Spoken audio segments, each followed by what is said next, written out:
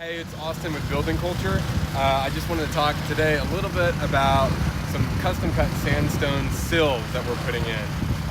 One of the first things my mentor, Clay Chapman, told me was that mass wall masonry buildings will last a really, really long time. But whenever they do start to fail, it's almost always at the sill because it's a ledge where water can sit and really penetrate and get inside the cavity of the wall.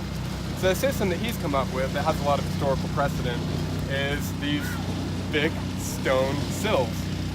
And he gets his from Georgia, where they know how to cut them correctly, but here I have not been able to find anyone that can cut them. So I got these pieces of sandstone from a local rock quarry about 20 minutes away.